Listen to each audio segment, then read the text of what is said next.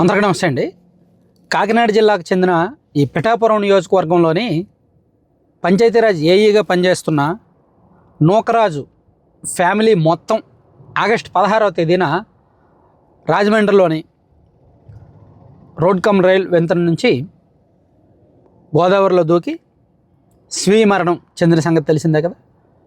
ఈ ఘటనలో వారి మనవడు నూకరాజు గారి మనవడు రియాన్స్ రెడ్డి మాత్రమే బతుకున్నారు.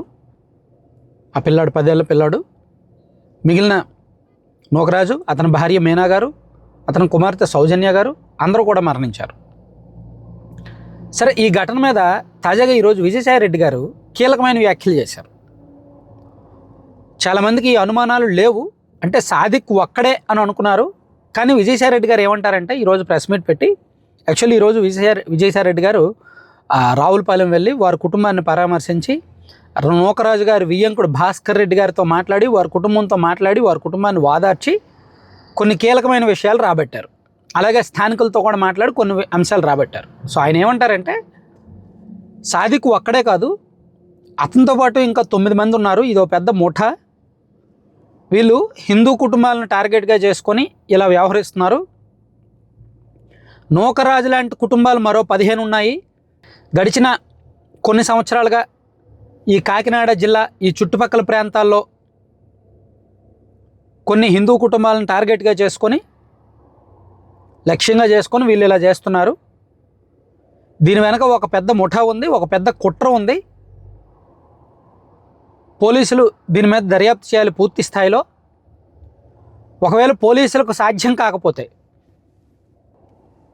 పోలీసులు పూర్తి స్థాయిలో దర్యాప్తు చేయలేకపోతే ఈ కేసును సిబిఐకైనా అప్పగించాలి. ఈ కేసును ఇలా ఆషామాషిగా వదిలిపెట్టొద్దు. ఇదేమీ చిన్న వ్యవహారం కాదు, చిన్న కేసు కాదు అని విజయసాయి రెడ్డి గారు చెప్పారు. అలాగే కూటమి ప్రభుత్వాన్ని, కూటమి పరిపాలనను విమర్శించారు. అసమర్థ పాలన నడుస్తోంది ప్రస్తుతం. చంద్రబాబు నాయుడు గారి అసమర్థ పాలన ఉంది. అలాగే జగన్మోహన్ రెడ్డి గారి పరిపాలన కూడా అస్సలు బాగోలేదు, ఆ పార్టీ వైఖరిలో కూడా మార్పు రాలేదు అని చెప్తూ తాను అధికారంలోకి వస్తే రాష్ట్రంలో అనేక అంశాలకు సంబంధించి ఏమేం చేయబోతారు, ఏం సంస్కరణలు తీసుకొస్తారు పరిపాలనలో అనేది కూడా వివరించారు.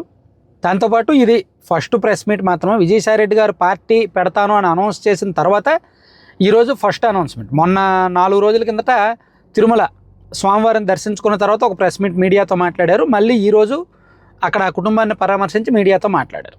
మేబీ ఈ వారం 10 రోజుల్లోనే ఆయన మరో పూర్తి స్థాయి ప్రెస్ మీట్ పెట్టి తన పార్టీ విధి విధానాలు ఏంటి, లక్ష్యాలు ఏంటి, సిద్ధాంతాలు ఏంటి, తన టీం ఏంటి, తన ప్రణాళికలు ఏంటి అనేది కూడా వివరించడానికి రెడీ అవుతున్నారు. సో మనం విజయసాయి రెడ్డి గారు వైఎస్ఆర్ కాంగ్రెస్ పార్టీ నుంచి బయటకు వచ్చిన ఒక 2-3 నెలల్లోనే, అంటే నిజానికి ఆయన వైసీపీ నుంచి బయటకు వచ్చాక నేను వ్యవసాయం చేసుకుంటాను, రాజకీయాలకు దూరం అవుతాను అన్నారు. కానీ రాజకీయాల్లో ఉన్న వ్యక్తి రాజకీయాల నుంచి బయటకు అంత ఈజీగా వెళ్ళలేరు. రాజకీయాల్లో బురద అంటుకున్న వ్యక్తి అంత ఈజీగా బయటకు వెళ్ళలేరు. కాబట్టి విజయసాయి రెడ్డి గారు ఏదో ఒక చిన్న ప్రయత్నం అయితే చేస్తున్నారు. దాని నుంచి బయటకు వచ్చి ఒక కొత్త తరహా పరిపాలన అందించాలని, కొత్త తరహా రాజకీయాన్ని పరిచయం చేయాలని. సో ఈ 2 పార్టీలకు, అటు వైసీపీ ఇటు కూటమికి సంబంధం లేకుండా ఒక కొత్త తరహా రాజకీయ ప్రయత్నాన్ని అయితే ఆయన మొదలు పెట్టబోతున్నారు. మేబీ విజయసాయి రెడ్డి గారి మీద ఉన్న ముద్ర ఎంతవరకు చెరిపేసుకుంటారు, ఆయన ఒక ఫ్రెష్ పొలిటీషియన్గా, మంచి పొలిటీషియన్గా జనం ఎంతవరకు ఆదరిస్తారనేది చూడాలి. అవన్నీ కూడా ఆయన ప్రకటించే విధానాలు, ఆయన సిద్ధాంతాల మీదుగానే ఆధారపడి ఉంటాయి. కానీ ఒకటి మాత్రం నిజం, బాధితుల దగ్గరకు వెళ్ళడం, బాధిత కుటుంబంతో మాట్లాడడం, వారి బాగోగుల గురించి తెలుసుకోవడం అండ్ ఆ కేసుకు సంబంధించి మరిన్ని అంశాలు బయట పెట్టడం, స్వయంగా రంగంలోకి దిగడం అయితే మాత్రం మంచి విషయం, మంచి వ్యూహం అనుకోవచ్చు. నిజంగా విజయసాయి రెడ్డి గారు చెప్పినట్టు పూర్తి స్థాయి కుట్ర కోణాన్ని దర్యాప్తు చేయాలి. ఎందుకంటే ఆ సౌజన్య రాసిన లెటర్స్ చూస్తే, మీరు ఒకసారి స్క్రీన్ మీద చూడండి, 5 పేజీల లెటర్ ఉంది. కొవ్వూరి సౌజన్య అనే నేను రాస్తున్న మరణపత్రం. చిన్నప్పటి నుంచి ఒకరితో మాట పడకూడదు, ఏది చెప్పించుకోకూడదని నాకు నేనే గీత గీసుకొని బాగా చదువుకొని అన్ని రంగాల్లో ముందుండేలా సెల్ఫ్ స్టడీలో అన్నీ నేర్చుకునేదాన్ని. నా తండ్రి గారు ఎంతో మంచి పేరు, మర్యాదలు గల వ్యక్తి, చాలా కష్టజీవి మరియు త్యాగానికి పెట్టింది పేరు. ఆయన నా హీరో, నా రోల్ మోడల్. ఆయన పరువుకి నా వల్ల చెడ్డ రాకూడదని ఎంతో జాగ్రత్తగా ఉండేదాన్ని. 2018లో నా తోడు, నా జీవిత తోడు, నీడ, నా బెస్ట్ ఫ్రెండ్, నా కష్టాలన్నీ తట్టుకొని నిలబడడానికి కారణమైన వ్యక్తి నా తమ్ముడు సతీష్ని కోల్పోయాను. నా కొడుకు రియోకి ఫాదర్ అటాచ్మెంట్ అస్సలు లేదు. అలానే మమ్మల్ని నా భర్త ఎక్కడికి పెద్దగా పంపేవారు కాదు. ఓన్లీ రావులపాలెంలో ఫంక్షన్ అని 5 పేజీల లెటర్ ఉందిలే. ఇదంతా నేను చదవలేను. 5 పేజీలు కూడా ఒకసారి స్క్రీన్ మీద మీరు చూడండి, చదవండి టైం తీసుకొని. ఈ లెటర్ చదివితే చాలా కళ్ళ నీళ్ళు వస్తున్నాయి. అరే ఇంత బాధ పెట్టాడు ఆ సాదిక్ అనేవాడు, ఇంత దుర్మార్గుడా అని అనిపిస్తుంది. సో ఇప్పుడు విజయసాయిరెడ్డి గారు ఏమంటారు, సాదిక్ ఒక్కడే కాదు ముఠా ఉందా అంటారు. నిజంగా ఇటువంటి ముఠా వలన ఇంకా ఎన్ని కుటుంబాలు బలవుతాయో.